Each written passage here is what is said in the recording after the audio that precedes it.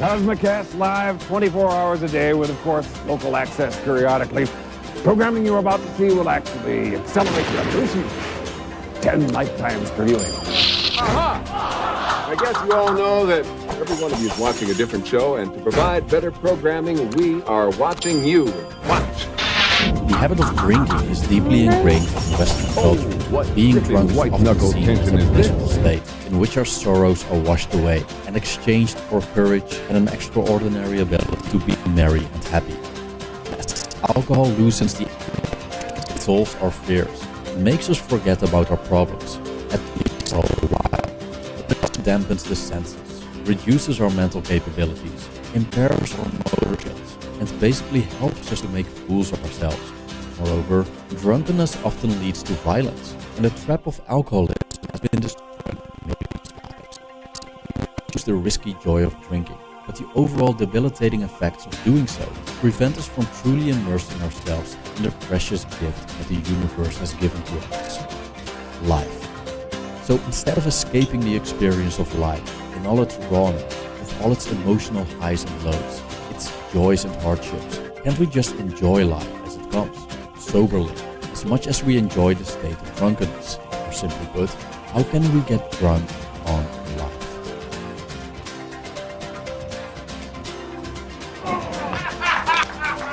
I love you folks. I'm Snappy Patter, Snappy Mania, not actual jokes, but incredible facsimiles. If you've ever facsimile, you know exactly what I'm talking about. Let's find out about this lovely audience. How many people from out of town? How many people from out of? How many people from out? How many people from? How many people? How many? How?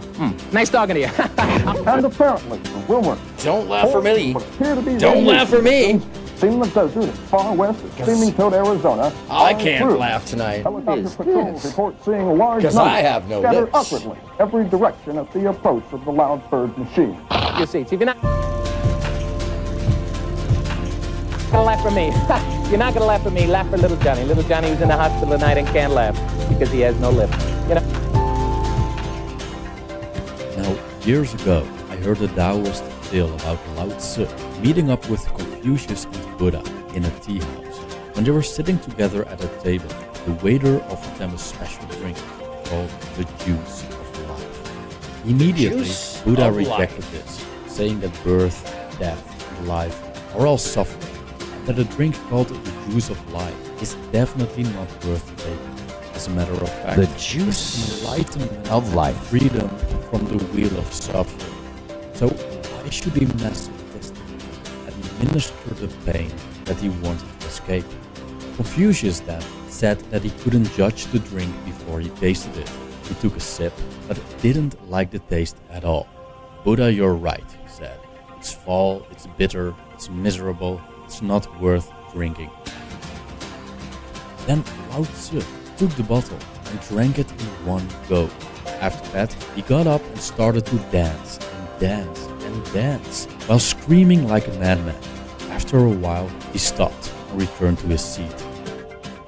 Buddha and Confucius had become curious and asked, "So, how was it?" Lao Tzu answered, "I'm not going to say a word, because there's nothing to be said." He explained that the Buddha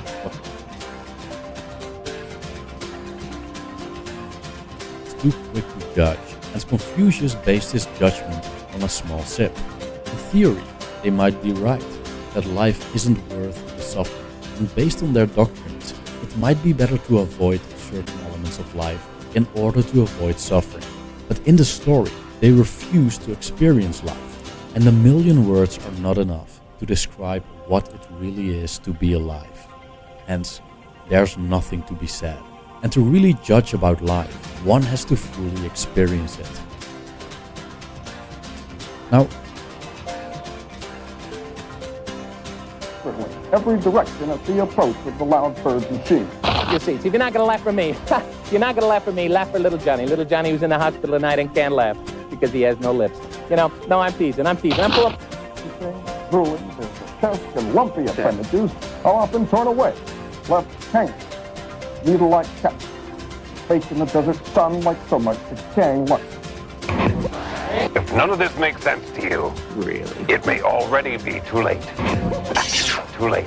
May already be make sense to you. None of this If none of this makes sense to you, it may already be too late. And that is the ultimate truth, my friends. Come on in. Come on in. I hope you're doing okay. I see you out there. I see you. How's it going? And welcome. I'm aronmsound, and I hope that you feel good coming in here on Sunday. You know where you're at. Ladies and gentlemen, this is the one, the only ministry of the Flying Pig. And I'm so glad you could be here today for the journey that you and I are about to take into freedom of fun, freedom of being, freedom of expression. And I see we got someone joining us down there. Don't see a name quite yet, but it'll pop up. It'll pop up. Don't you worry. I see you all. I see you all. And thanks for coming on in. The ministry is not a denominational idea. No, folks, this is more about me and you just commiserating over some fun, over the idea that we can all get along and be like the Buddhists, that we can all be free to let ourselves go, have a good time, kick off your shoes, relax. I'll drop some philosophy. I'll drop some silly. I probably got some cartoons for you somewhere in here. Folks, this ministry, these pews are for you. And let me get the chat on it, the chitter chatter. I don't think I changed the chitter chatter back on before I get comfy here. Let me take a look. We got the chatter, the chitter chatter, chitter. And there's been some interesting things. I got to update last minute, and it's kind of messed up my audio, by the way. Just so you all know. So if things seem a little off today, or like,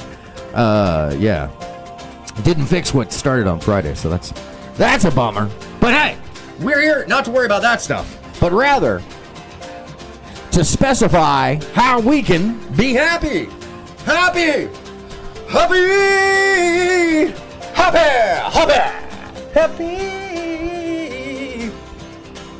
Happy to be happy and not to suffer amongst the misery as if that is the candy of life. Because, my friends, happiness, and I'm speaking to you, happiness is the key. And if you aren't finding that in yourself, and you need to find the negativity in others, folks, go ahead, follow Dr. Ruth, and she'll tell you, leave it at the doorstep. When you get back out of here, there'll be plenty of it left. Nobody's going to take your unhappiness. Trust me, leave it at the door. So I'm going to take off the old YouTube sweater. And you know what? I didn't even, hold on a second. Let me drag the I was so busy talking to Dave today, and God love him. Love Dave. Hi, Dave. Love Dave. What should I wear today? What kind of robe is it today? Last week I was wearing the celebration robe. Sorry, last week I was wearing the celebration robe. That's a little too formal. Oh, perfect. Yes. Prince Nagaya Hotel. Love this place. All right, let me take, I don't know what I'm doing here. Hold on a second. Let me take this off. So, folks, today is about the expression of happiness and how we find it in ourselves, how we can find it in others. And I've got a lot of great examples of how we can find happiness, how others have found happiness, and just as an example, what we can do for ourselves and others. Again, I say it twice. Why? Because I believe that if you remind yourself more than once, that you might actually, remember it. But hey, maybe that's the point of the music and all. Getting it instilled in your psychology, into your being. I mean, you can take it or not. That's up to you, by the way. That's the beauty of self-hypnosis. Self-hypnosis. Self-help. You get to choose to do it. Use your agenda to decide whether or not it applies to you. But frankly,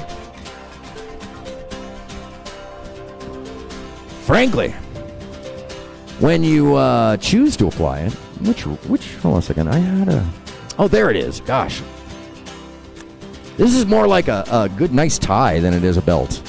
I hate to use this as a belt. It's so fly. Sometimes I like to be fancy for you all.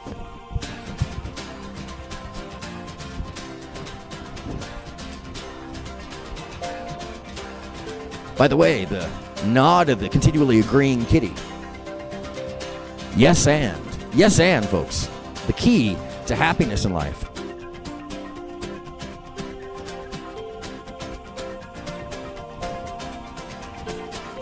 By the way, you familiar with Gautama? That's Gautama over here when they say the Buddha. An elderly Gautama. Not Siddhartha, but Gautama. So let's pull up the magic chair. All right, let's get into it, folks. So today, happiness extends from ourselves and our experiences and our allowance of that happiness. And it starts with the tale of being drunk on life, shared with the Buddhas. And I love using the Buddhas as an example. Oh, hold on a second. I got a wing nut hanging out here. Wing nut. Speaking of wing nuts hanging out, if you are having that time in your life where you find yourself immersed in a lot of negativity just for the sake that it feels like validation to you, or that's what you're used to, validation, then come on in. Come on in.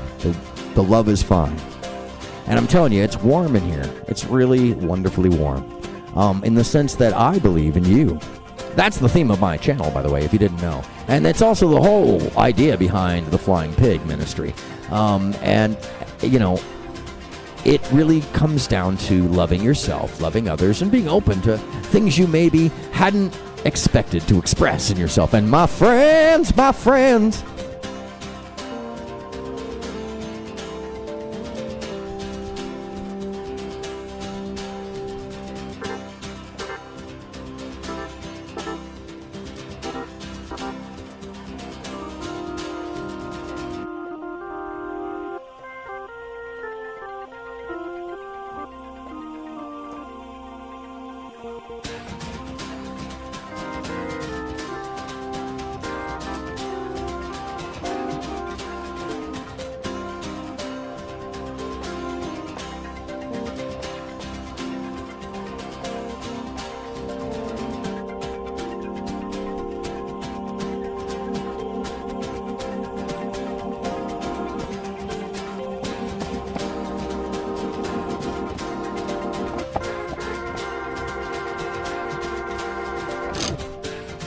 All right.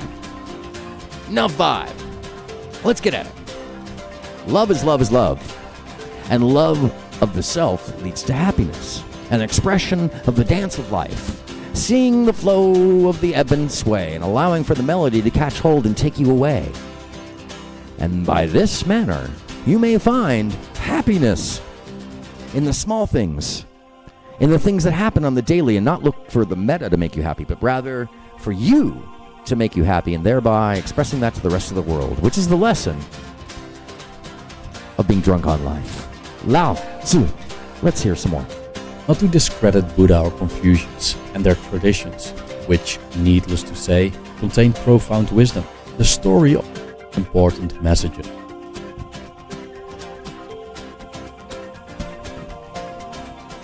The first one is not to take religions or ideologies too seriously. Not to take religion or ideologies too serious. And, I'm having a real delay. Like, it's like 3 seconds off. Let me see what's going on here. Maybe I have a... No. Yeah, how about the audio? Let me see here. I bet you I do. I bet you have a latency on the audio. No. I'll tell you what. I know what I'm going to do here. I know what I'm going to do here. Sometimes you just got to... Oh, by the way, that's my normal working environment. If you didn't know.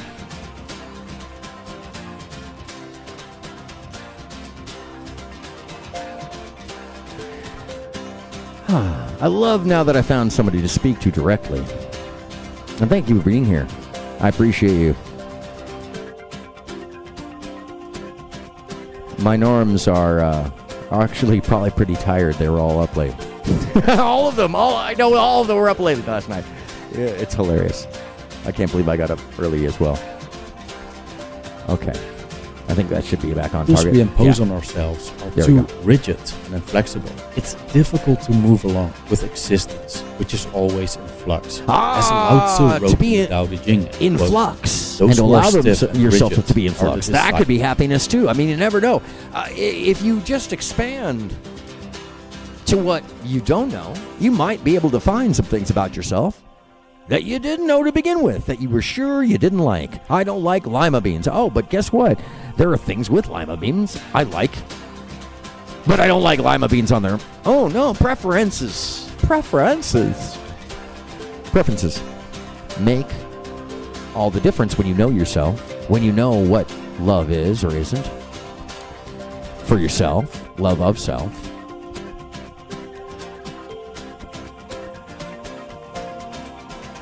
And I think that starts the root of happiness, but I'm interrupting. There's so many things to talk about here. Disciples of death, those who are soft and yielding, are the disciples of life. End quote. The second one is that to experience life, we should drink it at once and just dance. We're likely inclined to dance after drinking a lot of alcoholic beverages. Without a doubt, drunkenness by substances is an experience that many people regard as a joie de vivre.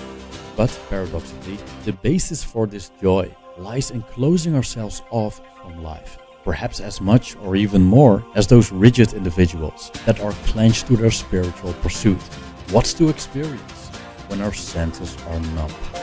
Enjoying life more by experiencing it less is nothing more than an escape. It means that we cannot handle our fears or our emotions. What he's saying is that asceticism, The Stoic way, could actually be an expression of the fear of life itself.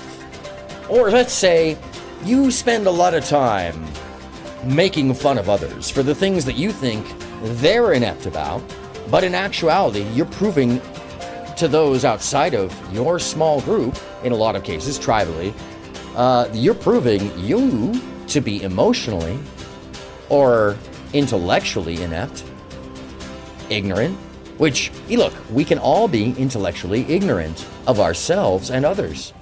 It's the difference between recognizing the humility of the self to say, I don't know any better, or maybe I need something else to learn, or maybe I have something else that I haven't caught. It's these abilities that differentiate the true happy individual from the sour one who would rather wallow in the negativity as the entirety, maybe, for argument's sake, in the extreme, as the entirety of the personality to be the human troll, unhappy, under the bridge, living proudly as the reject. Not because they are the reject, but because they've made themselves that for validation's sake. And I say, my friends, I say, avoid that at all costs if you can. Unless you need to go through the cathartic expression, because you never have. But then come on back out, grab my hand, grab my hand, grab my hand, and I shall take you to a place where you'll find yourself happy, more powerful, and more free as a human being out in the sun, rather than the vampiric darkness that may be pervasive, that may be something that drags you, pulling and shaking into an illness, a contagion, a social contagion that would have you, yeah, you, son, yeah, you, daughter, yeah, you, friend, yeah, you, uncle, yeah, you, aunt, yeah, you, mom, yeah, you, dad, yeah, you, Ben, yeah, you, Tom, unfortunately, Dave, yeah, you too, makes us all susceptible to the power of the mob if we in fact don't individualize our own love of self. That it's very easy to get carried away.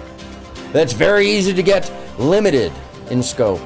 And I'm so glad that I get to speak to you specifically today. That couldn't be on accident, could it? No. I know it's not.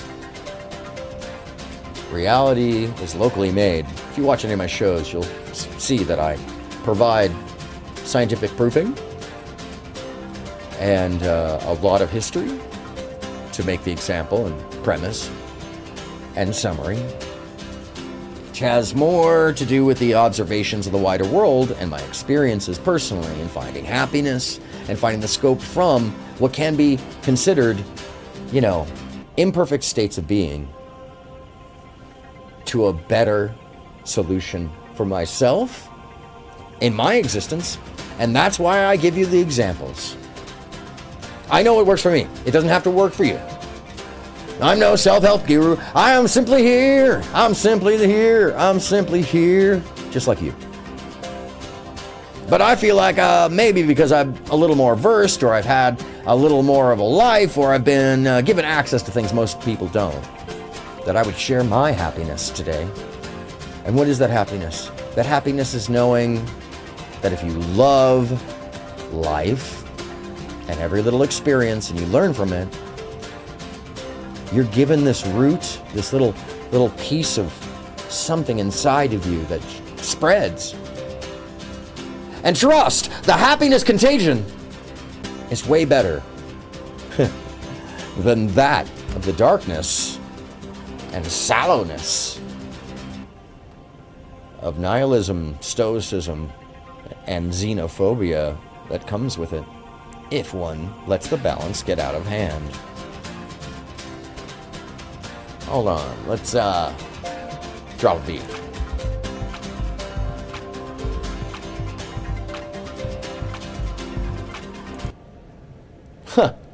Let me stop the orchestra for a second. Oh, that was hilarious. What happened there? It was like so wrong.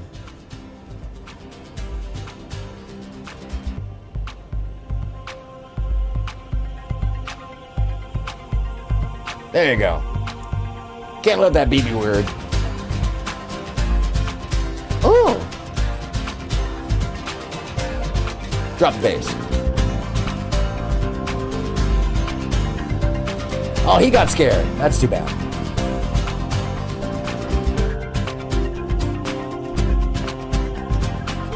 Happiness is just like the fuck around and find out generation. When you do, you find out. It's pretty amazing.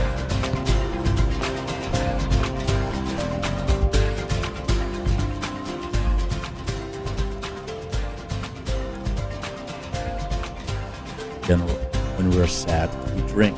When we are happy, we drink. When we are anxious, we drink.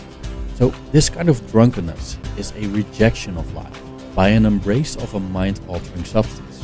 Now, getting drunk on life is a pursuit in the opposite direction. Rather than blocking what overwhelms us, we embrace the full spectrum. See, when people drink, they often seek to embark on a proverbial roller coaster ride without fear. They want adventure, they want joyful interactions, they want to encounter someone attractive. And by reducing fear, they often experience that it's indeed easier to make these things happen. Even though fear is uncomfortable, it doesn't mean that it's bad. It means that the body's fight or flight response is triggered. So it's a side effect of entering unknown territory, which passes when we experience a sense of safety. It's a price we pay for getting out of our comfort zone, but the reward is priceless. It's the lucid involvement with elements of life that are new to us. It's the elation of overcoming boundaries and fears. Didn't Danish philosopher Kierkegaard once say that anxiety is freedom? Being drunk on life means that we are able to fully and consciously enjoy what life in all its ordinariness has to offer. And the fact that we seek substances or activities to numb ourselves is already proof that the experience of life is very intense. And this is where I would warn that we be aware that the negativities or the negative validations would often swamp our drug-like want of that same experience that is so close to happiness, but is misread as happiness and is rather being negative or sad or mean. And now, mind you, all these things have a role in life. But that's not what we're talking about today. I'm talking about how do we achieve happiness. And this is individual. It is not something that can just be done and given a rule. No, we each have to find our own breadcrumbs. We each have to find our own answers. We each have to find our own way to that happiness. But if one is made happy by the sadness of others, are you drinking in life or are you drinking in others' lives? I would ask you this only because, folks, we should be aware of how we treat others, because it is a semblance and a mirror of how we treat ourselves. We should be drinking in life. We should be enjoying life. We should enjoy others. And remember that many out there may not have all of the same ideas for you that they have for themselves when it comes to happiness. We scientists call it polyscopic hypnovation, or a state of accelerated, unexpected events taking place in a perpetually delirious assault on the accepted and the unexpected.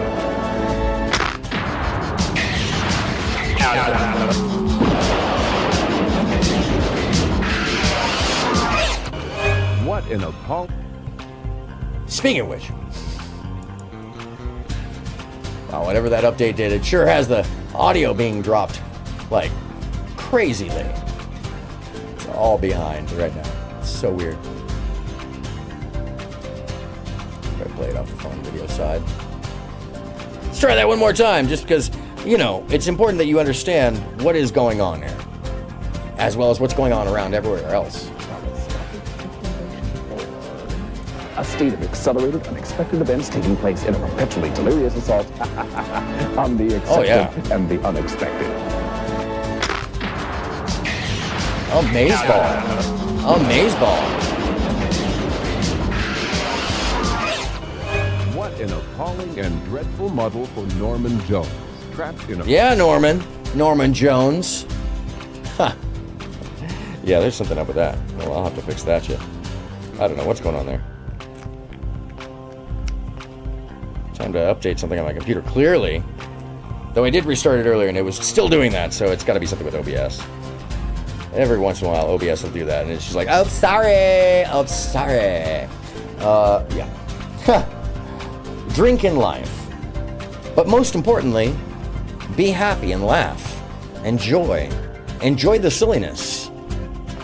Life is fragile.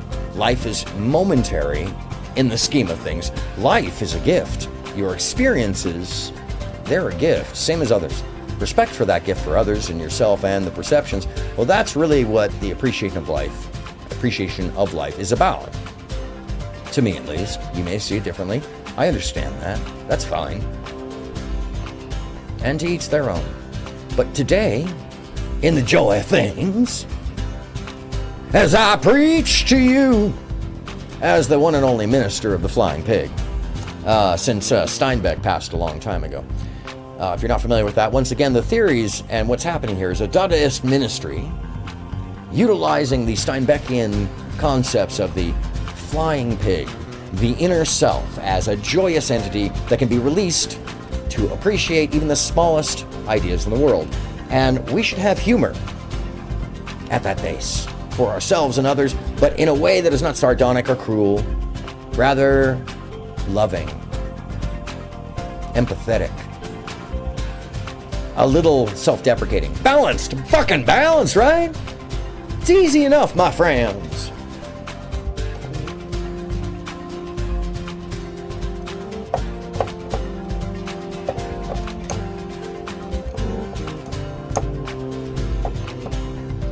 Balance, even in the melody, in the waveform, in reality, is how things work. It's not unlike a game of pool where the balls bounce off of one another into each of the corners in response and reflection, in mirror, in so many things. And by way of which we find our new transport, our new focus into love and happiness by recognizing that these bouncing balls, they're never ending. You're always going to be bouncing one to the other. You're always going to be seeing another motion. You're always going to be seeing another reflection. You're always going to be seeing another physics response. Because we are waveforms. We are particles. We are but dust. The reason I say this is because we should have humor in the wildness and the beauty and the magic. We should have humor in the particle physics, in the interpersonal relations. We should have humor in the view of ourselves as imperfect beings. Which brings me to one of my favorite stories. I was going to tell this, but instead I found it. And sure enough, the three laughing monks. Once upon a time, in ancient China, there lived 3 old monks. Their names are not remembered today, simply because they never revealed them to anybody. In China, they are simply known as the 3 laughing monks. They always traveled together and did nothing else but laugh. They entered a village or a town, stood in the center of its main square, and started laughing. Like wild people, like crazy, slowly but surely, schizo the people. Who lived and worked there, and the passers-by. By the way, can we talk couldn't about this for a resist. second? Most of the folks out there in the world today that are so angry at everything around them, are so trying to find some fault, are often actually seeing faults in themselves, so they want to mirror that. And unlike me, who, may openly admit them, I don't seek them in others. They come to me because they see me as a mirror themselves, which I find very interesting, especially because I'm a character. I'm not just a character. I'm an amalgamation of many different characters. Which may seem insane to the unindoctrinated, but if anybody who's ever watched television, you may get the thing called acting. Or not. That's on you. Point being, I laugh. I express. And I'm laughing in the center of town to get you to laugh. Or maybe the people around you. Because I, like the laughing Buddha, have little but humor to share. And love. Because humor and love is the basic vibration. It is waveform, essentially. It's music. It's the way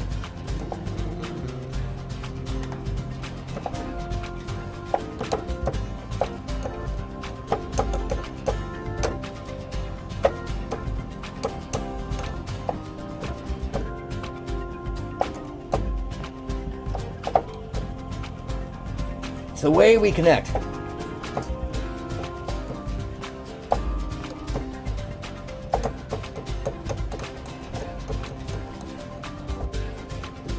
With the world around us. How we play the melody. How we interact with the actual jazz or the blues or the stuff going on around us. It's about the humor. It's about the love of self, which reflects in the love of others. Had to start laughing as well, until a small laughing crowd had formed, and eventually the laughing had spread to the whole village or town. That was the moment when the 3 old monks moved on to the next village.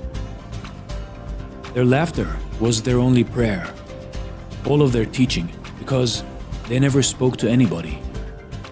They just created that situation. All over China, they were loved and respected. The people had never known such spiritual teachers before or after.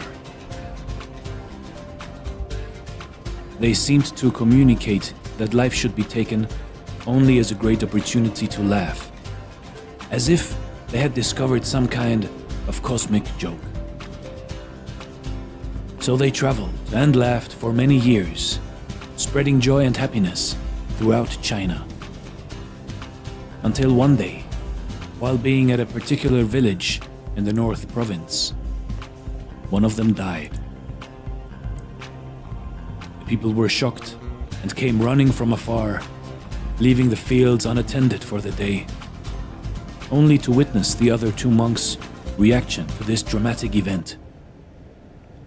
My They were apologies, folks, expecting once them again. to show sorrow Mixed or even craft. cry. My mixed And the program is whole doing me village no came service to the today. place where the 3 monks were. The whole timing of my computer seems off Two in some alive, strange way. I'll one figure it out, dead. though. Huh.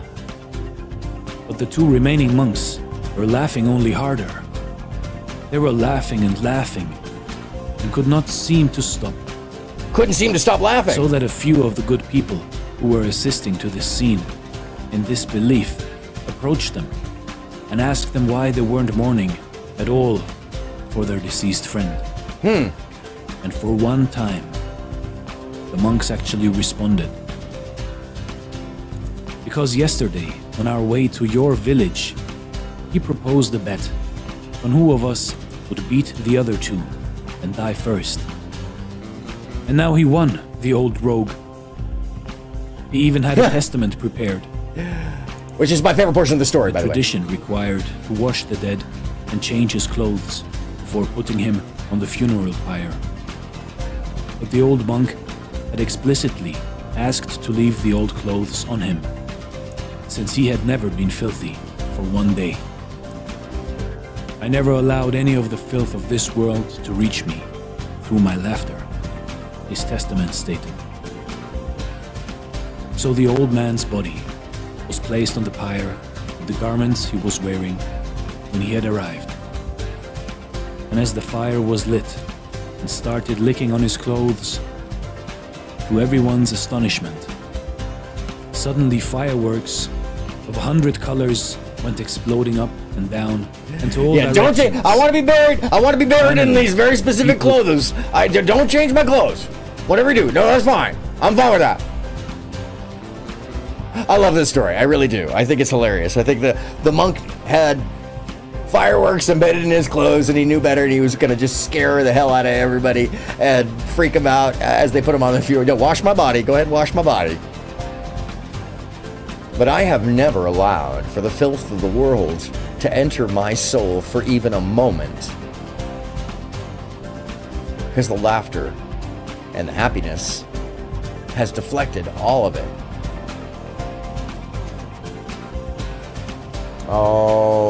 Oh, yeah. No, that's not going to work, my friend. I wouldn't do that. Oh, but the happiness will. I was talking to one person. Yeah, you might want to go back through some of my old videos. Older. I've only been back on for 4 months. So. Anyways, let's keep moving. Oh, you didn't know? The seeing eye. Boy, it's a big deal. It's a big deal. But, you know. And try not to remember everything coming up. Ladies and gentlemen, I'm happy to announce that we are now broadcasting at your own personal level. That's right. Wiki Higgins. One more time, just to make it clear. Try not to remember everything coming up. Ladies and gentlemen, I'm happy to announce that we are now broadcasting at your own personal level. Because when you watch this show on Sundays, I promise you, without question, that there is a... Thank you, There's an inherent purpose to all Welcome back to the show this. to keep your mind in mind. It does. Now joining us, what do you say we strap in for a little EV test? We're going to test your So we're gonna do a little 1 to 10, 10 to 1. Just where you're coming from. And when we do, Uh-huh. we'll be broadcasting to your Broadcasting own at personal your own personal level. Wiki Higgins. That's right. Don't look at your hands. Don't look at your hands. Don't worry about them, but But don't look at them. don't For the look next at them. 30 seconds, try to remember. We're starting at the 10 Off to and C. going to Here we go 1. now. And starting at the 1 and going to 10. But as we move to 2 and the 9, we recognize that the 8 and the 3 is more important as love, happiness for the self, and finding the purity of existential love of self. Once we come out of these small, inherently beautiful phase of self-relaxation that we imbibe ourselves like a drink of water, slowly falling from the 7 down to the 3. Now, once we hit 4 and the 6, we then cross 5 and 6 again. But in thinking about this, we avoid the 7. But you may notice that I am passing by 4. But we are really truly about the love and happiness built in the self through the 9 and the 2. But as we return to the 10 and we get to the 1, we notice that we are back here loving ourselves with happiness. Thank you very much. Thank you very much, all of you. Oh. Okay, now forget everything you've just seen and try not to remember everything coming up. Ladies and gentlemen, I'm happy to announce that we are now broadcasting at your own personal level. That's right.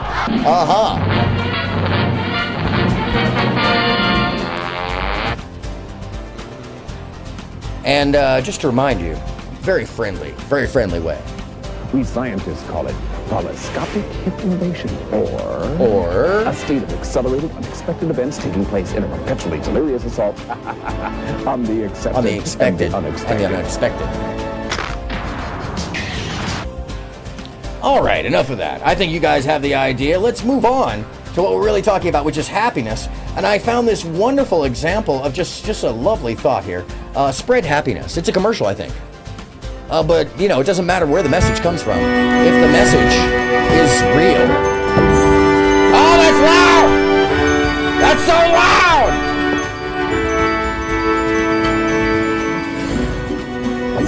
Oh, spread love where you go.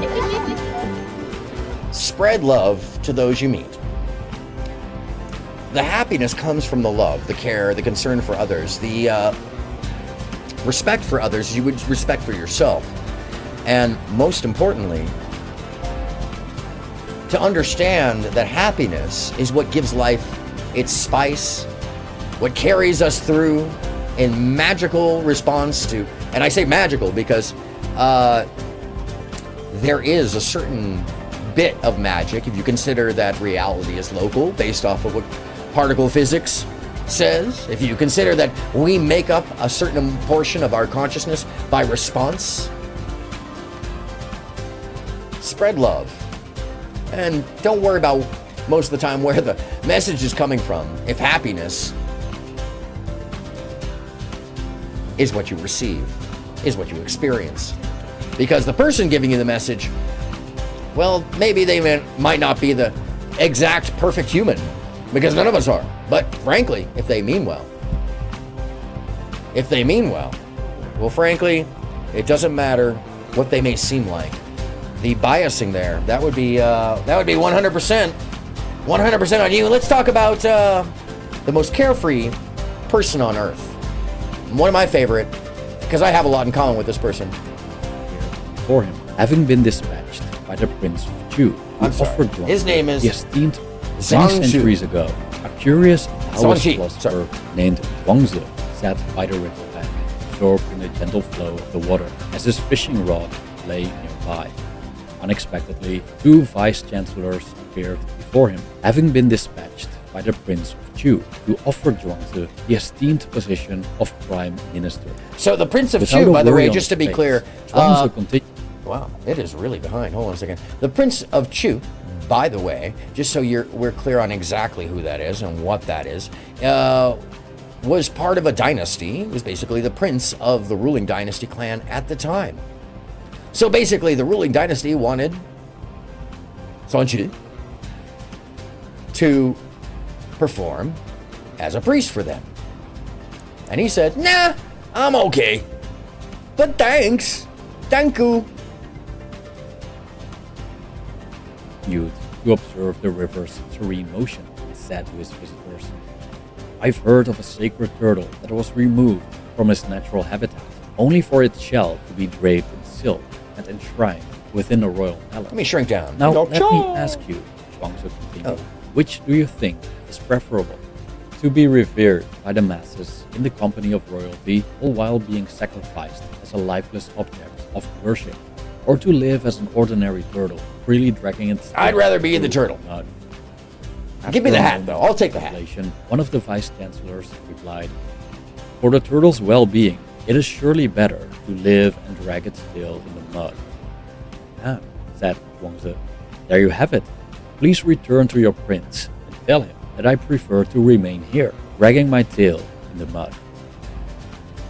The story about Zhuangzi, who rejected a powerful position to maintain his peaceful, obscure life by the riverside, characterizes the light and laid-back vibe surrounding the eponymous philosophical work, the Zhuangzi, which is one of the main Taoist scriptures, containing many thought-provoking parables, allegories, and anecdotes. As a character, Zhuangzi embodies a sense of calm, playfulness, and humility. He saw the world differently. As opposed to many of his contemporaries, he manages to break through conventions, let go of fixed views, and look beyond the human scope and understanding of right and wrong.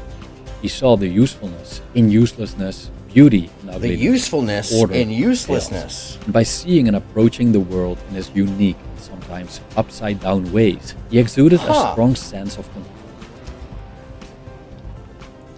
Let me add to this thought. It is important that we enjoy for ourselves the small moments that may be fleeting. It's one of the few things I can say for certain as wisdom, because if we miss them, they're gone. And they are opportunities to enjoy these beautiful little morsels of life, these beautiful little moments that make such a difference. And that's about as much wisdom as any one person could give you, because life is longer than you think it is and shorter than you think it is, all at the same time, believe it or not. But otherwise, we all find out. Make of it as you will. Make it of it as you will. And ease in the midst of an ever-changing and often chaotic existence. Zhuangzi reminds us to go with the flow and see the silver lining of whatever happens. Go He with the didn't flow. take life too seriously and embraced things living around. spontaneously. Instead of living according to a set of constraining, fixed, dogmatic rules like the Confucianists with their rituals and etiquette, Zhuangzi preferred an existence in harmony with nature, in agreement with Tao, the underlying principle of the universe. In this video, we delve into the philosophy of Zhuangzi, examining several philosophical concepts from the Taoist text and how they can inspire us to live more spontaneously and carefree. Please And by note carefree, that he means Zhuangzi happier. is a vast, comprehensive work, so this essay highlights only a selection of ideas and perspectives.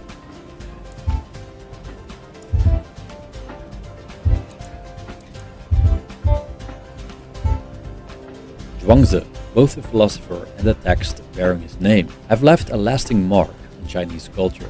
Living around the 4th century BCE, during the Warring States period, Zhuangzi has become synonymous with parables and anecdotes that show the joy of simplicity, the relativity of all things, and the harmony and ease achieved by aligning oneself with the all-encompassing force known as Tao. His teachings diverge from Confucianism, figured which it is a out. social and ethical I know it. philosophy, or social ritual, which focuses on teaching morality, maintaining social hierarchy, and strict codes of conduct. While Confucianism can be seen as effective in the eyes of the Taoist sages, it's inflexible and artificial. Zhuangzi's teachings, on the other hand, come across as playful and unconfined. He mocks rigid principles, structured social order, hierarchy, and any form of dogmatic thought and practice. After all, the universe is ever-changing, our views of reality are extremely limited, and so the only true experience of life is through direct, spontaneous engagement with the present moment, not through some fixed man-made collection of beliefs and convictions. Oh, can you imagine The that? stories in the That the Zhuangzi- world is made up of a complex set of perceptions and not a rigid dogma? That limits the plausibility or possibility of what could be happiness in itself? Imagine fucking that. Sorry. And hello and welcome. Hey, labia! No, there is no late. There is no late. There it just is. And I was actually, I'm not going to lie, I was actually enjoying it. I was speaking to one person in particular who wasn't letting themselves out of the bag, so to speak, but they knew I was speaking to them, and so it's been really kind of wonderful. I'm so glad you could be here, though. There is no late. There is just here. We're talking about happiness, and I was kind of also relishing the fact that I was like, oh damn, am I gonna actually make it like an hour-long feature of this? Oh, what? It's not gonna be 3 hours. I'm not blaming it on my audience. I'm not blaming that on my audience. But the more you guys are here, the longer I make it. That's just how it goes. But I love that nonetheless. So I'll try to stay concise. As I've been trying to work out, actually, it's so hard. Sometimes it's so hard. But thank you for being here, and I do appreciate you. Yeah, today is about love and happiness. Specifically happiness. Happy. How do we achieve happiness? What are the different options? What are the different values? And mostly because, Labia, I have really truly noticed that there is a large amount of negative attention seeking in those folks who aren't very happy, and they want to try to drag everybody else down with that contagion of, oh, no, happiness is not stoicism, and they confuse hedonism for voluptuanism, which, by the way, is what that term, I've been looking for the term. It's like, when is hedonism too far? Oh, voluptuosity, voluptuanism. It is when you are absolute hedonist. But a bit of hedonism will never give you the reason to be stoic. So people confuse the Marcus Aurelius answer with just being stoic and never enjoying happiness as a base, when they don't realize that the reason that Marcus Aurelius had to be stoic is because he had imbibed voluptuosity. He had absolutely taken hold of hedonism, and not in the Epicurean fashion.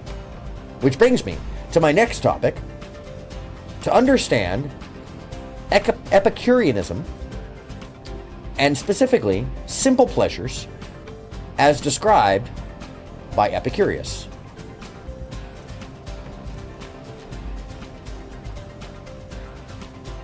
See, Epicurus isn't what we think of when we're talking about the philosopher. No, we tend to think about, interest in food and fancy food, but they could be further from the person. He was a very simple person. Is to us a foodie, a wine buff, or a gourmet. But the word has an ancient philosophical provenance and a radical edge. Recovering something of its lost meaning involves looking afresh at the burning issues of the 21st century, the perennial search for happiness, and the urgent challenge of sustainability.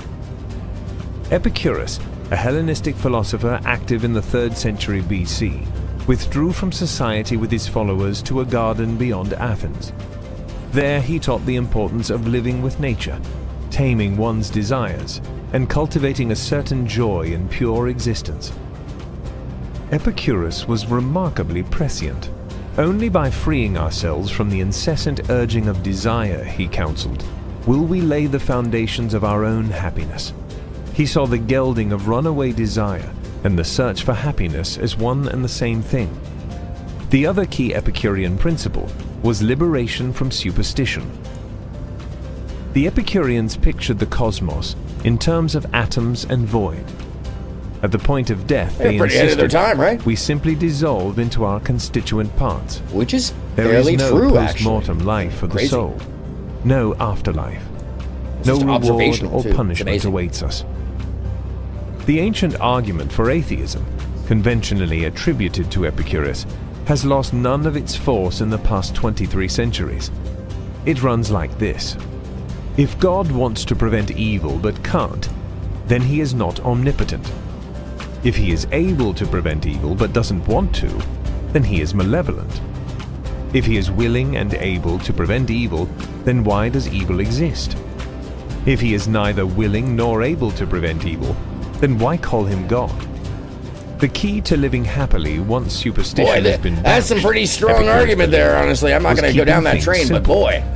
Better to learn how to take pleasure in simple things than to be forever chasing pleasure. Epicurus was no Epicurean in the sense that we understand the term. Oh, really? He was certainly not a foodie. That's for sure. Plain dishes, he believed, offer the same pleasure as a luxurious table. And let's talk about that for a second. I believe that this to be true. I think that if you enjoy life, if you enjoy the gifts that life has to offer, if you enjoy the little things, you get happier. because you see the wonders and the juicy little details. But then it gives you perspective to appreciate the big stuff too, because when they happen, then it's like, oh my God, that's just a cacophony, what's the word for it? Oh my God, I can't believe I'm blanking on the word. A plethora. It's not the word I was using for, but an overdose, a cornucopia. A cornucopia of more options of happiness, poured upon your table like the bounty during fall. And let yourself fall. Let yourself fall to the simple pleasures of life, because then the great pleasures do become that bounty. Weak wine, bread, water, a pot of cheese, and friendship. The Roman philosopher-statesman Cicero, though broadly hostile to Epicureanism, observed that the school's leader genuinely lived through filial love. In other words, he practiced what he preached. Friendship goes dancing around the world, Epicurus rhapsodized, announcing to all of us to wake up to happiness. While other philosophers of the period practiced an indifference towards grief, wake up to happiness. Give yourself the ability to experience that happiness. Because most people would suppress it, to focus on many other things. But if you go first in reverse order, if that's the case of what you normally do, I promise you that you will find, we can do absolutely both, Leva. Absolutely. And I use Epicurean as the example because most folks get him totally backwards. They also get hedonism totally backwards and don't understand the balance between them, that even in Epicureanism, we can find the simple faith and love of life, as well as appreciate our own greater faiths. These things can be paired because no school, no idea, no ideology, as you point out, is whole without a balance of inclusion. Which is actually what Epicurus was kind of saying. Although he found it for himself in the simple answers so that he could appreciate the larger and the meta. I think there's a lot to be said about that. Let's see, Zhuangzi, and I think there's a lot to be said about our motivations and how we approach them. How we approach our lives, how we approach the world around us, or our solutions, or how we experience the happiness. Well, thank you. You're on a spiritual journey, period. And we're all going to end up in the same place, if there is such a thing. I used to be a guy who was experiencing the world, and now I feel like the world and the universe experiencing a God. All we really yearn for is our own absence. I don't want anything. That's the craziest thing, and it's the weirdest thing to say, where I have no ambition. Somewhere in the middle of absolute confusion, absolute disappointment, the fruition of all of my dreams, standing there with everything anybody else had ever dreamed about having, and be unhappy.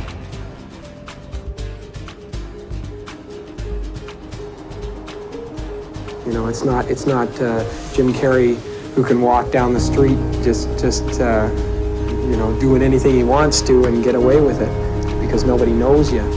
You know, after a while, hopefully it'll be to the point where I can't walk out in the street. Won't that be fun?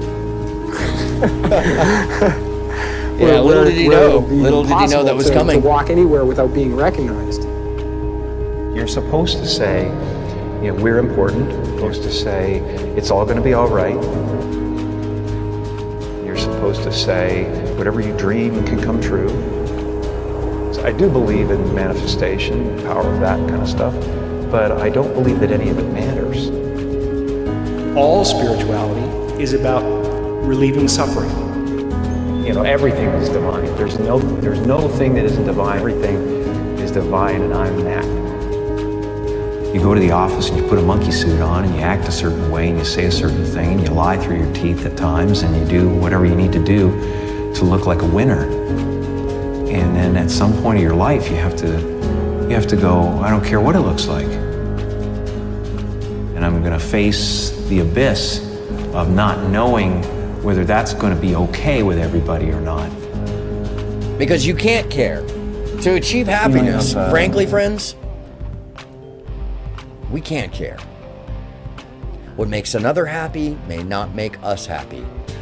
Appeasing the group does not create happiness for the self, but rather for others. And that is the warning. That we could miss our happiness by appeasing others, when in fact to appease others for happiness' sake, we first have to be happy ourselves. It's just like love. It's just like finding love. It's just like finding companionship or care for others or empathy. If you don't have it for yourself, you're likely not going to be finding it out in the world, and you might be mirroring in the world itself how you feel about you or how you're experiencing things. If in fact you are perpetrating a negative or an anger, a dissatisfaction, an intent to find what's wrong with others rather than just settling to solve the missing happiness that might be, which can be for most all of us. Trust me, I'm always looking for just a little more. Just a little more. It's like a drug, thankfully, because happiness is a good drug, if you want to call it that. But seeing that it's one of the most natural chemicals in our brain that makes us healthy, that combines the matter of positivity alongside the chemical interaction that perpetrates social interaction, positive social connection, long-term relationships.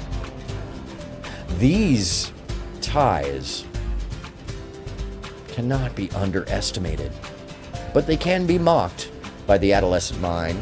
So be aware that the vindication or validation seeking for negative attention will mask the truth of healthy happiness for the sake of attention, especially when it's done negatively.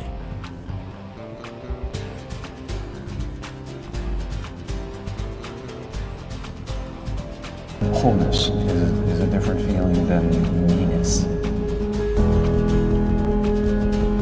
I don't exist. So they're all characters that I played. I played the guy that was free from concern so that the people who watched me would be free from concern. Just like the movie, they try to drown you in the middle of that abyss. They go, no, be the other guy. You told us you were this guy.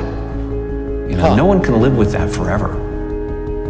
You're like, this is true. Me either. You know, and I go, well, look, great, because you never have been.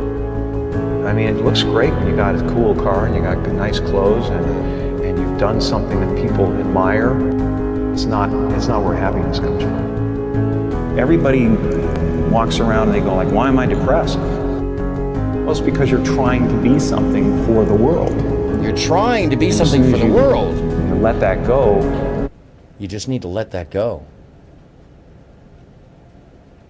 You're just trying to be something for the world. You just need to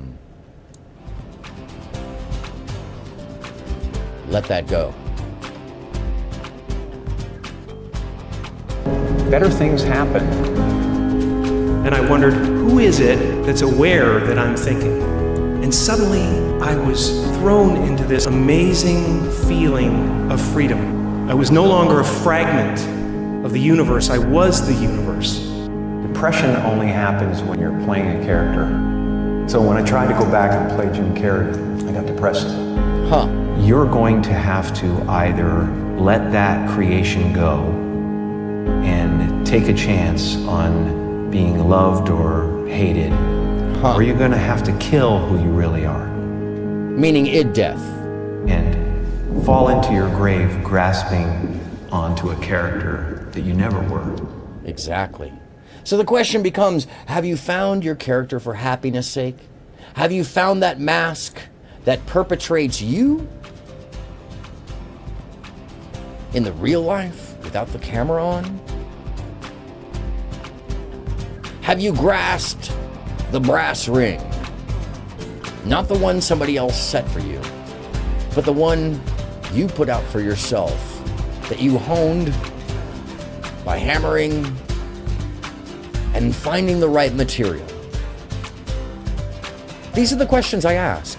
And I inspire you or urge you or hope that you would take just a little bit to recognize that happiness isn't spreading vitriol or seeing oneself as less than, so you have to compete, or seeing the world as less than, so you have to compete, or seeing others as dysfunctional, so you have to choose ridicule. That's not happiness. In fact, that's the polar opposite of that. Rather, I'd say it's a mirror of what's going on inside of some folks.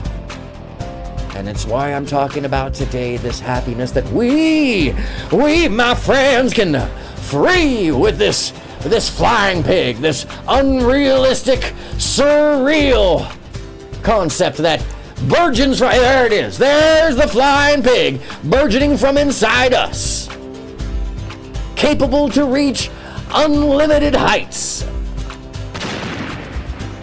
Don't forget, if you haven't already smashed that button, please do so. Make sure to give us the thumbs up and the likes and the stuff of that nature, because, my friends, the ministry is small and we are but beginning to grow.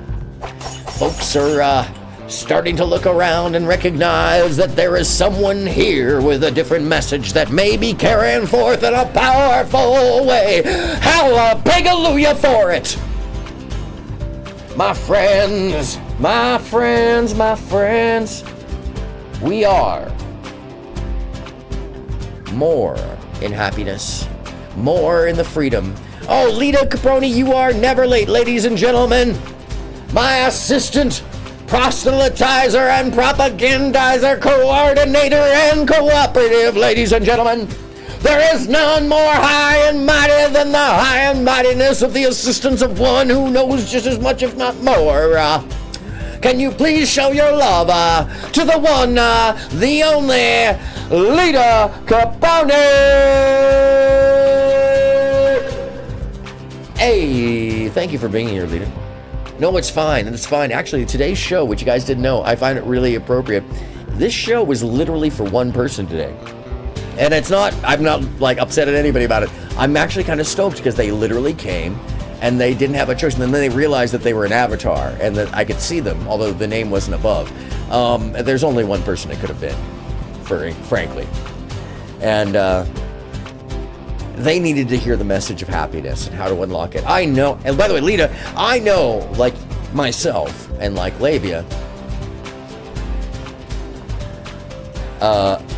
we've all struggled in our life, in the ups and the downs, in the sharing and the caring, in the empathy and the lack thereof. And I know that we are each more courageous, more wealthy interpersonally, more rational emotionally and intellectually astute because of that emotional intellect or intelligence, because of our experiences and allowances to appreciate the experiences. And by the way, Lita, you have a little bowl, your guy has a little bowl of like rice or something. That is amazing. I have never seen that. I love that. And thank you to the lurker. Welcome back, lurker. Lurk.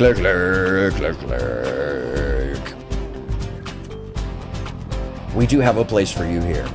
And it's a much better place than where you're at. I can promise you that.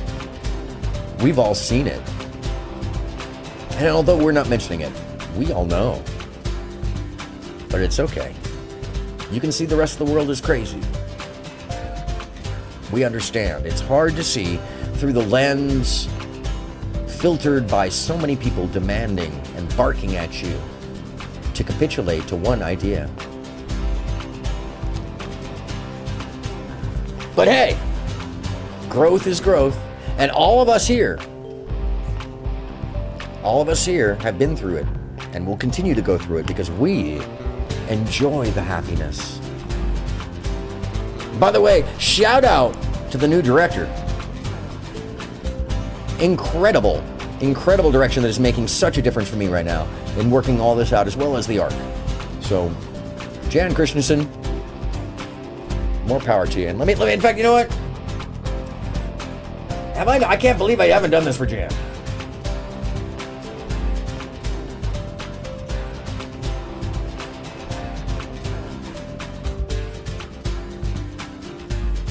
Ladies and gentlemen, hobos and tramps, cross-eyed mosquitoes, and bliggity ants, I stand before you to sit behind you to tell you something you probably know nothing about. Or maybe you do. Oh my God, you just made chicken flavored rice for dinner. That is amazing. It knew. The algorithm knows. Look. You know what's funny is Dave, if Dave was around, he could tell us who that is. Because he knows all the Pokemon characters, like, innately. I love it. It's like I don't know what that is. That's so rad, but it looks like a happy little character. I love that. And by the way, I love that the dinosaur naturally just pops up. I've made it so only the people in chat pop up in the thing now, by the way. It's been like that for a couple weeks, but the fact that the dinosaur is like my pet now, it just hops up, because, that's me. The little horse head, walking around proudly, arms akimbo, spreading love. Come on. Come on. Nobody got that yet? Come on. That shit's hilarious. I get a kick out of that. It makes me happy. It makes me happy.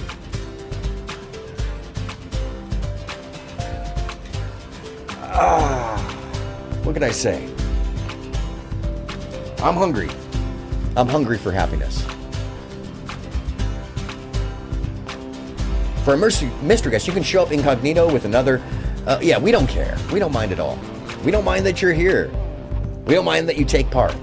We don't mind that you challenge or be challenged. That's what we're about. Because the ministry, hallelujah, is about freeing the inner self, to be transparent and to be loved and to let the unbelievable, the strange, the odd, the dada, out like the flying pig. And yum. Yeah, labia says yum. You know it's good. If labia says yum. Everybody see it? Everybody see him? Oh, I'm too afraid of being happy. Oh, my friends might see me with a smile and then, oh my goodness, then I'm the bad one. By the way, they think I'm insane. I love that. He literally, and even funnier, the person in particular put up a picture of me from Friday playing Satan. And the quote was, and actually, it wasn't quite, it was like in the arc. Oh, this looks like a sane dude.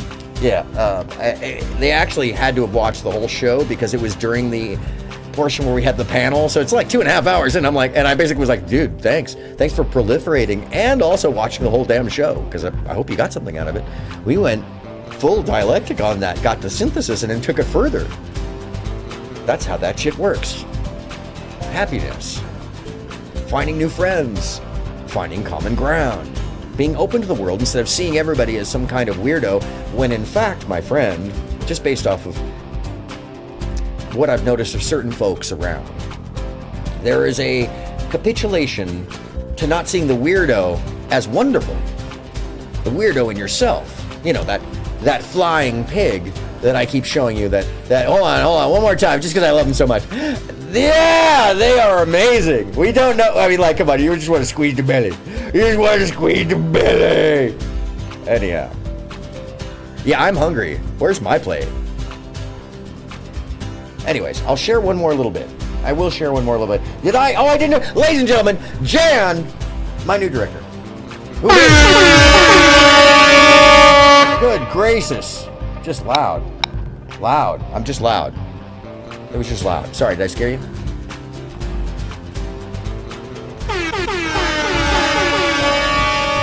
Not new. I've known her since I was really young, actually. I would not be as complex a performer. Or, oh yeah, come on. You know I am. Come on. Don't tempt me. I have your phone number, damn it. Oh, crazy. Yes, me too. All right, stream's done. See you guys later. I'm like, stream, cream, come. All right, I'm out. Have a nice day. I just leave the stream. Just leave it rocking. By the way, if you didn't know, the Stream Avatars extension, if you go in there, you can actually personalize your avatar, and every time you come back, it will be associated to you. You can be any of the characters, any of the dinosaurs. You can play games in there. You can actually bet and stuff like that. Here, I'll show you.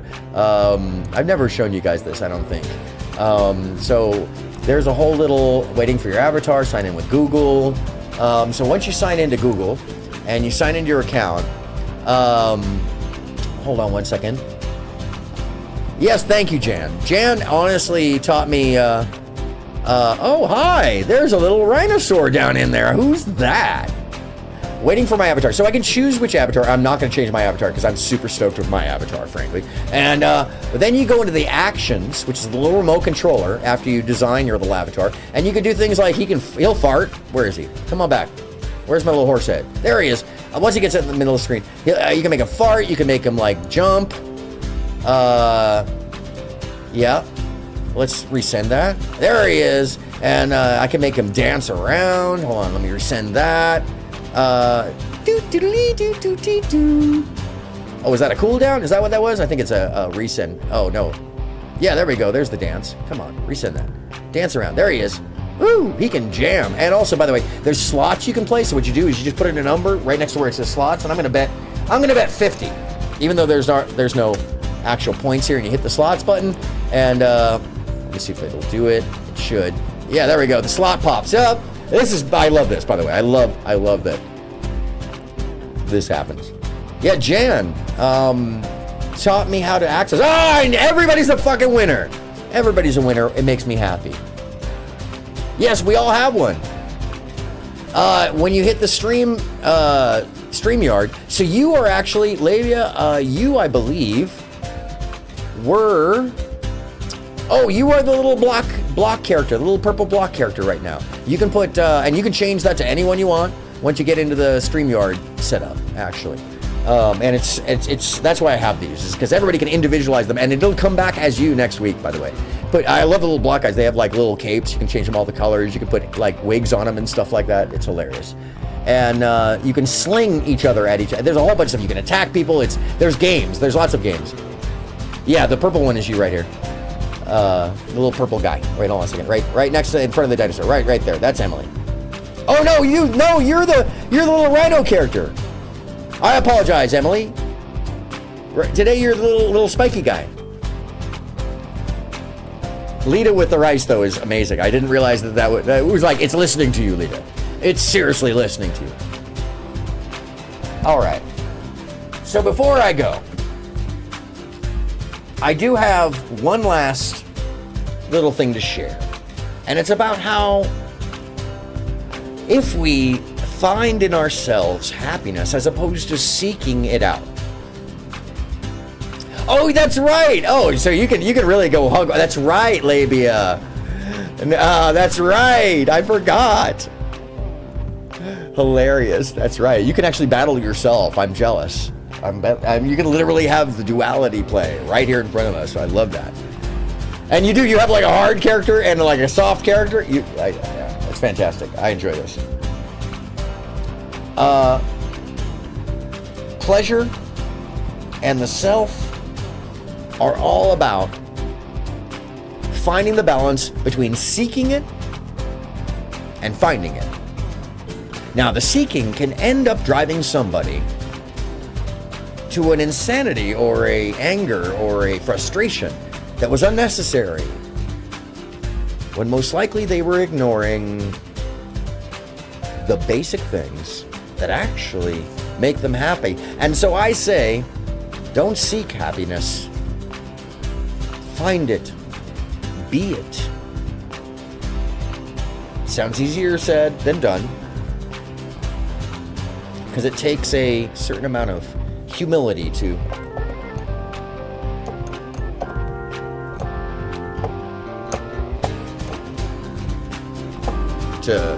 resolve out of the blue notes.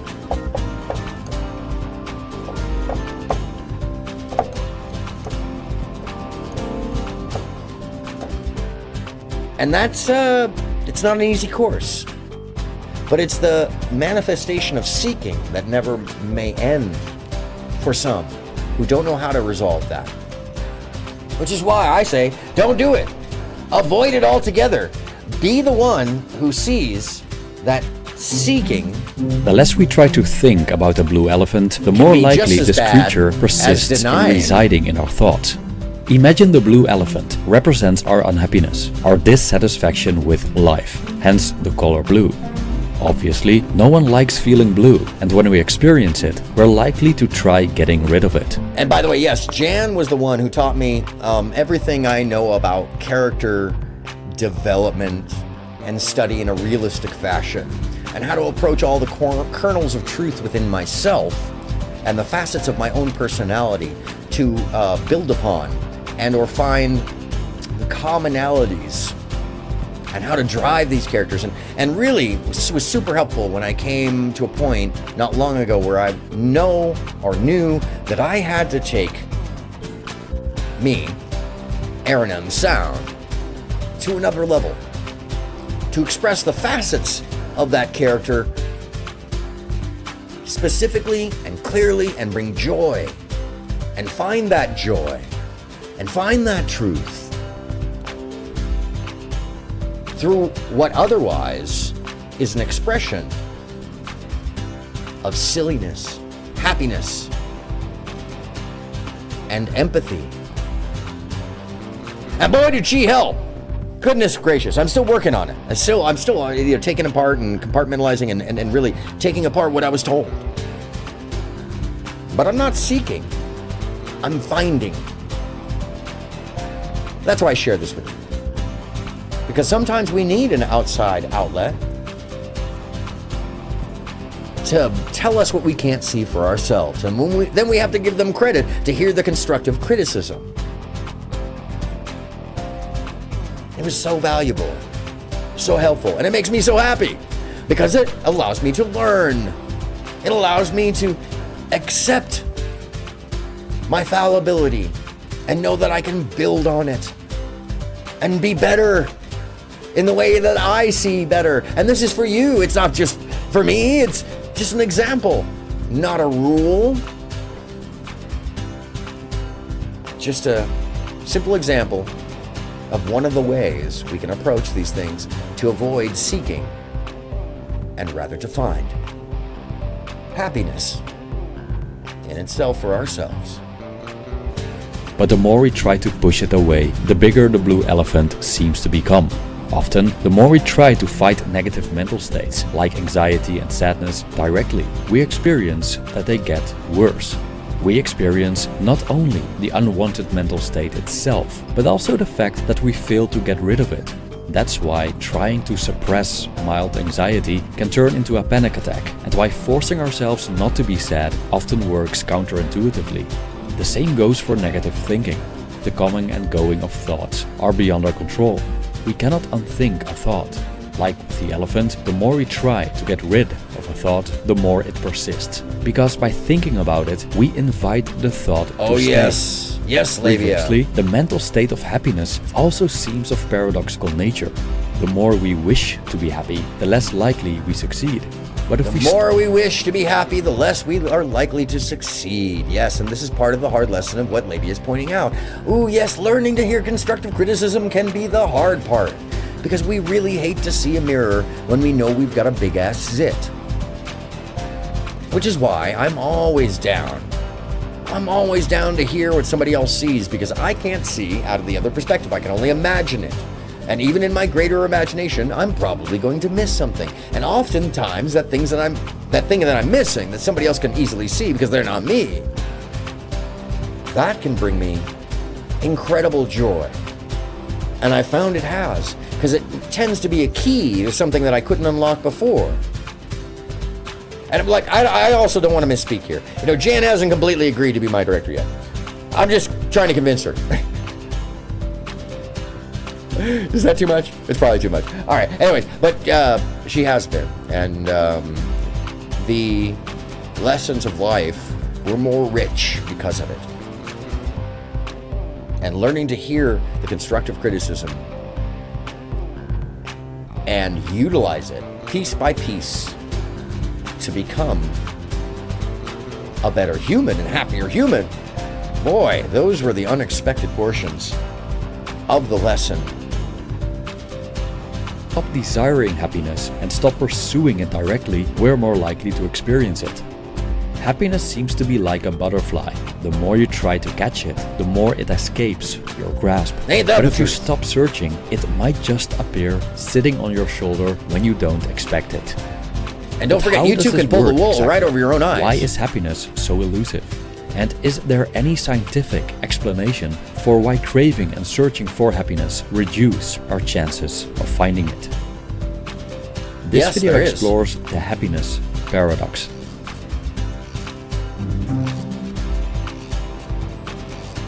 Happiness is elusive. We cannot obtain it directly. If we could, the vast majority of people, if not everyone, would be happy all the time, as they know precisely how to get it. In the 19th century, American novelist Nathaniel Hawthorne wrote in one of his personal notebooks, and I quote, "Happiness in this world, when it comes incidentally. Make it the object of pursuit, and it leads us a wild goose chase, and is never attained." End quote. Whatever we pursue, there's no guarantee that happiness will result from it. We may have expectations of happiness being the chase a consequence doesn't guarantee of the actual but outcome. In many cases, these expectations do not align with reality. For example, we could have the expectation and desire that meeting with a friend will generate a sense of satisfaction. But there's a chance that this meeting will not provide us with the happiness we seek, leading to disappointment. Moreover, the failure to meet our expectations might even make things worse. Chances are that we continue our pursuit of happiness in other ways to find it. In some cases, it indeed occurs, while in other cases, it doesn't. It seems that we can more or less create the conditions in which happiness is more likely to arise. But ultimately, it remains elusive. The so-called paradox of hedonism, first coined by the utilitarian philosopher Henry Sidgwick, explains that the conscious pursuit of pleasure interferes with the actual experience of it. The more we look for it, the less room we leave for the actual possibility of experiencing it. Moreover, if happiness becomes our sole pursuit, then we may close our eyes to other goals. Philosopher and psychiatrist Viktor Frankl stated that it's impossible to pursue happiness directly. It must ensue. This means that with whatever we do, happiness shouldn't directly be the goal. go against it, to directly go to it, is kind of like using a trampoline, expecting to lay in it, but you're jumping harder and harder on it to get the response of no response. Let me make this easier. The more resistance, the more you force your way through, the more things force back. So it tends to be, like Lao Tzu, it's best to just be. To find the world evolving around you, and you with it. If there is any wisdom that I hope you can take away from today, it is that as we get older, we find that the more we work with the world, the more that we take the kernels and the little morsels out of it, as seriously humorous, as enjoyably tangible, as morsels to chew on. Because that's what the existence and the experience is about. Well, the happier we really truly become. Because then things don't seem like trouble. They seem like joy and challenge and another hill to climb and another option, another possibility, another opportunity to learn, another self-exploration, another set of life, another doorway, something more. Yes, labia. Oh, I'm not worried about mocking. That's anytime someone mocks what they don't understand, and this has been lifelong for me, and I appreciate you for that.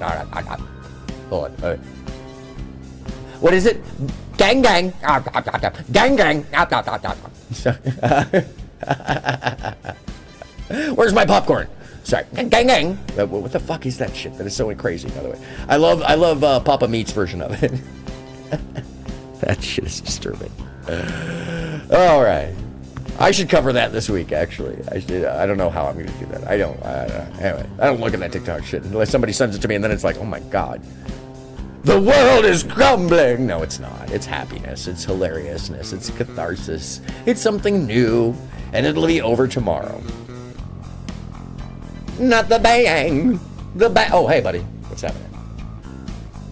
Point being, chasing that happiness is like chasing the tail of a dragon. You're never going to catch up.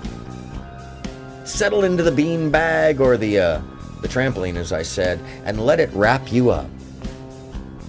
You'll find you're in a luckier plane of existence, and you'll stop pulling the wool right over your own eyes. Happiness is the acceptance of who and how we are first, and then the rest comes like a magnetic pull, because we then start perpetuating the life we want to live, the person we want to be.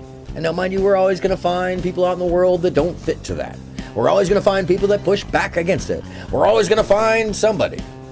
But sometimes that somebody pushing back, mocking maybe even, that's sometimes, oh, hi. Mwah. Yes, okay, there's your kiss. Oh, one more. Mwah. Oh, okay. They're so fickle. That sign that you're actually, that's a sign that you're doing something right. Because they don't feel comfortable in themselves, so they have to do something to make sure that you don't stand out as a good example. And being someone who has been an individual since they were very young and never had to worry what another person said, because I always lived by example. Not just by example, but by a history that can't be denied. And by one where, the bullies always used to try to come to me because I looked like someone they could bully, and then they'd find out real quick in many different ways that I'm the last person you want to bully. The last person. And that actually makes me really happy, because I've always, speaking of happiness, I know I'm doing a good job when my flypaper draws all the boys to the yard. Not my milkshake, my flypaper. Yes, it does. Yes, this content requires an incredible amount of work. And it is not for the simple-minded. It is not for those who wish the world to be binary.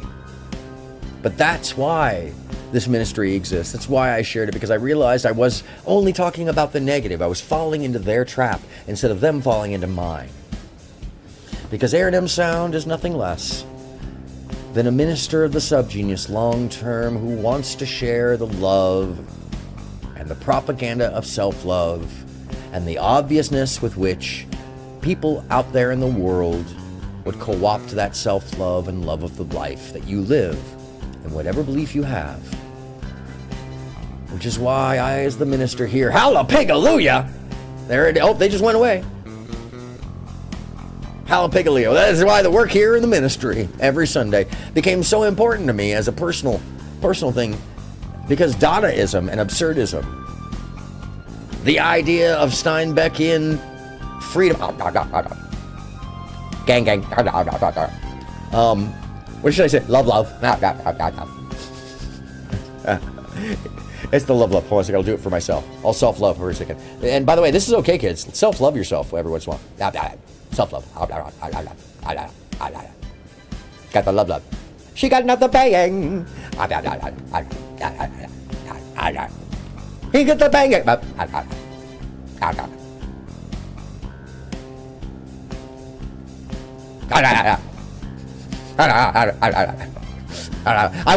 I'll eat the horns too, trust me. They're candy corn. Shit, I'm scratching an imaginary fucking dinosaur, so. Happiness, folks, comes in all kinds of faces, all kinds of ideas, all kinds of experiences, and it is tailored for you. Thank goodness for the brain. Thank goodness for perception. Thank goodness for individuality. Thank goodness for 8 billion of us. Thank goodness for a world that allows us to have that feeling. Shit, we could be alligators. I wonder if alligators really get happy. I bet you they do. We just don't know how.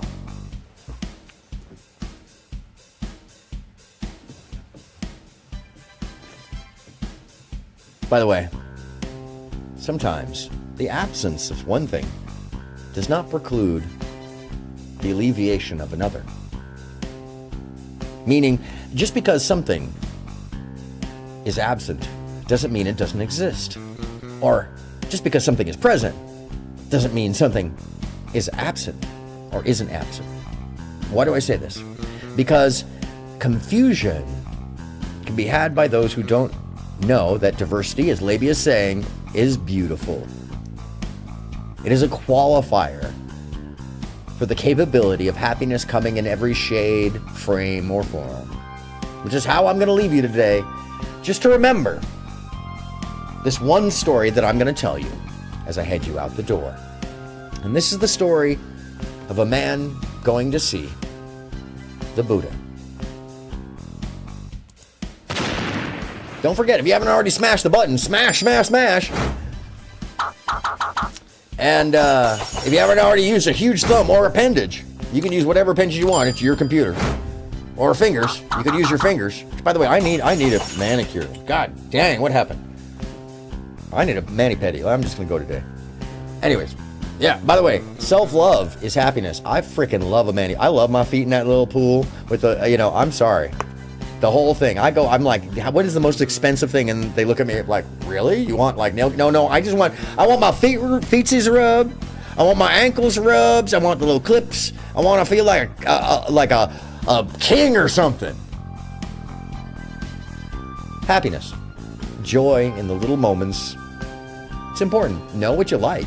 Know how self-care is really actually important about that. Self-care, kids. Self-care. Don't be afraid. That no flap thing. What the fuck is wrong with you? Sun Tzu figured this out for you in the 11th century. Confucius, and he already had this out. Confucius said, release the chi, my son. And then he wrote The Art of War. So, let's just take it that way. Anyways, here's the story. A man was on his way to go see the Buddha. And on his way, and in travels, on the road, he passed an ascetic who noticed that he was wearing the garbs and robes of a burgeoning Buddhist. And so the man said, excuse me, are you on a sojourn to see the Buddha? And the man traveling said, yes, of course, ascetic. And the ascetics then asked him, well, could you ask the Buddha, how many more lifetimes do I have to experience this? And as he looked at the ascetic, he realized the ascetic was sitting there on an anthill in the sun with no shade, with no food in his bowl. And he seemed a sad, sorry sight as his skin was burning and seemed to be living a true ascetic style in some form of stoic pain. So the man on the road on the way to the Buddha said, of course I can ask the Buddha how many more lifetimes you have to live. I will ask him that promptly when I arrive. So along the road, this man traveling to see the Buddha goes, and along the way he runs across another man, and this man is partying at a local tavern inn. And there are many people around. He seems to be very popular, and he's ordering wine and sochu. And the man stops and sees the sojourner on his way to the Buddha, wearing the burgeoning Buddhist gown. And he says, excuse me, are you going to see the Buddha? And the man says, yes, I am. And he says, could you ask the Buddha a question? As he's partying. Yeah! Hey, bro, ask the Buddha. How many more lifetimes am I gonna live before I reach enlightenment? And the man on the road and the sojourner to see the Buddha says, of course I will ask him for you. And off he went. Sometime later, this man returns on the road, and first he finds the ascetic in a different position on another anthill. And this time, the ascetic is burnt to a crisp. No sun, shade. No shade from the sun. No sense that he should be hiding or taking care of himself, looking chapped, and maybe he hadn't eaten since the last time that the sojourner had seen him. And the ascetic stands up weak and hobbles over and says, Sir, sojourner, oh traveled Buddhist, can you please tell me, have you seen the Buddha? Does he have a message for me?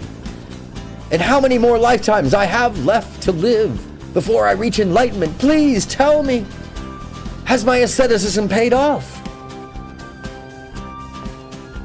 And the sojourner says, well, my friend, I did ask the Buddha. And the Buddha says, you have 4 more lives to live before you reach enlightenment. That was his message. And the ascetic cries and says, oh no, how could this be? Oh no, and runs off crazy, covered in ant bites and burned skin. And the sojourner shrugs his shoulders and goes, well, that's one way to take it, and keeps walking. He soon comes upon the man who had been partying in the inn, but this time he's on the side of the road with a massive jamboree and a small carnival and a group of zealots and sycophants who are just screaming his name, and he's partying alongside the road, having a great time. And he sees the sojourner, and he says, Sojourner, so good to see you. So glad to see you. Did you ask the Buddha by any chance? Here, have a drink of wine. The sojourner says, no, thank you. I do not imbibe. I am drunk on life. He says, yes, I did manage to ask the Buddha for you how many more lives you may live until you reach enlightenment. And the whole crowd became silent as the happy partying guy shushes them all. Hey, hold up, everybody hold up. I'm gonna learn something important. Hold on. So how many more lives do I have left to live, sojourner, before I reach enlightenment? And the sojourner walks over and takes a seat. And he says, you should probably sit down for this. So, of course, the partying guy sits down and goes, well, okay, everybody, all right with it? And the sojourner says, you see the bush over there covered in leaves? Oh, yeah, lovely bush. I think it's a box bush, yeah. The sojourner says, the Buddha told me you will live as many lives as you see leaves on that bush before you reach enlightenment. And the partying man, his eyes light up. He smiles in a huge grin and shrieks, Yee-hoo! And I would say, hallelujah. And he says, I get to live all of that? How amazing! And by doing so, he had bypassed the lesson and achieved enlightenment.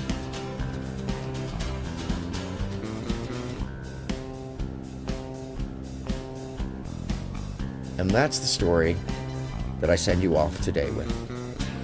The experience in life. This is the joy. This is the enlightenment.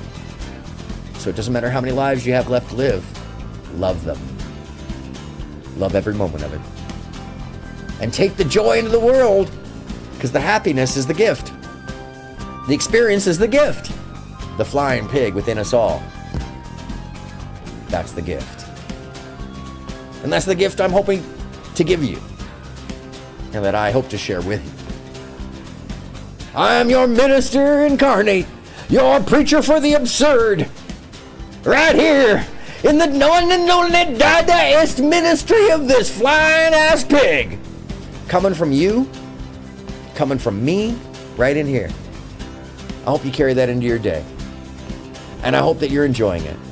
Yes, Labia, enjoy the journey. The diversity is beautiful. Have a wonderful day, y'all. I hope you carry this out there into the world, carrying this seed. Grab that sledgehammer of mirth. Let's knock down the obelisk. Take the power structures away from the mental prisons. I'm aronmsound. Hallelujah to you. And if you can, be happy. Have a great Sunday, all.